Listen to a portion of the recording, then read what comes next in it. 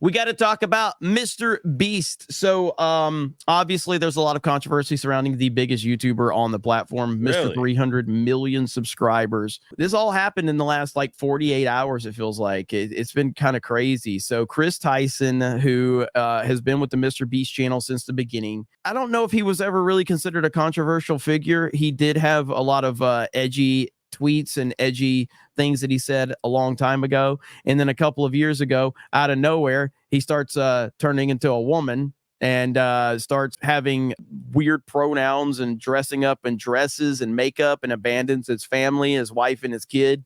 And there was a big controversy surrounding that. Sunny V2 made a video titled "Why Kris Tyson Will Soon Become a Nightmare for Mr. Beast." Of course, a lot of people that are mentally unstable with pronouns in their bio had a problem with that video, and they started crying about it. Mr. Beast himself responded by saying that essentially anybody that's criticizing Kris Tyson is just being transphobic, and he's tired of all the transphobia out there, yada, yada, yada. Then now you fast forward to now, and all of these allegations of Kris Tyson grooming underage children start to surface on the internet, and it's becoming a shitstorm now. And there's a lot of different people coming out talking about it now, to the point where Jimmy, Mr. Beast himself, had to make a response. Now, Mr. Beast, he's hired a independent third-party company to come in and do an investigation. Yeah, that's weird.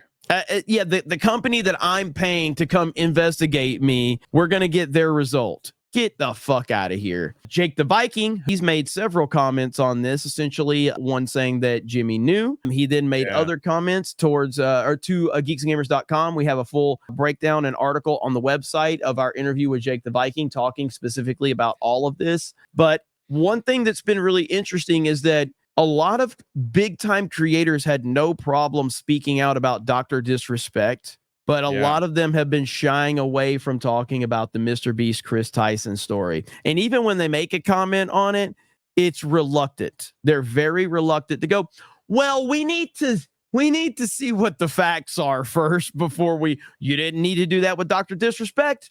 You didn't need to do that with Doc. They didn't care about the facts then. They didn't care about anything then. But you have a freak who left his family to go pretend to be a woman. By the way, and I don't know, like, there's YouTube and then there's Twitter. And there's different things that you can get away with on Twitter that you can't get away with on YouTube.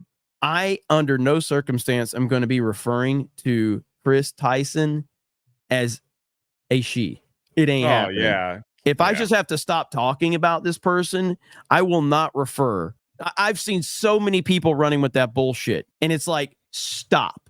Fucking stop. It's a grown-ass fucking man, okay? Yeah. That's who it is.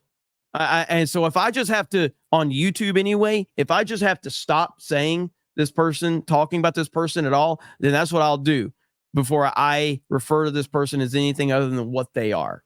I've seen so many people saying that. And I'm like, this person is accused of grooming children, and you want to respect some fucking pronouns? It drives me fucking crazy, dude. So anyway, because that's it. That's the shield that they have to keep people from talking about it. Because like if someone, YouTube respect, like, if some big streamer, decides that they want to make an opinion about that, they'll be like, most of their fan base have the that special little flag. Their fan base will come after them saying, I thought you respected people, that are like that. You shouldn't go after them. You're creating them, whatever. I mean, it's just, these are the people that certain group has catered to and has promoted by putting their bio in perfect harmony with whatever that progressive movement wants. They put their little flags in their bio and their little pronouns and stuff like that. And so they can't speak bad about anyone that's on the same team. But you come out and say Trump 2024, or make fun of someone's pronouns, then hey, man, any little thing, they're coming after you, man. They don't want you to exist anymore. That's right. They don't want you to have a presence. They don't want you to have a voice. They don't want you to have a following. They want nothing. And you're dealing with, Mr. Beast, who's got a YouTube channel with 300 million subscribers, who has focused on making content that is for kids and surrounding himself. I'm not saying that Mr. Beast is supposed to know every private message that his crew is, having and all of that.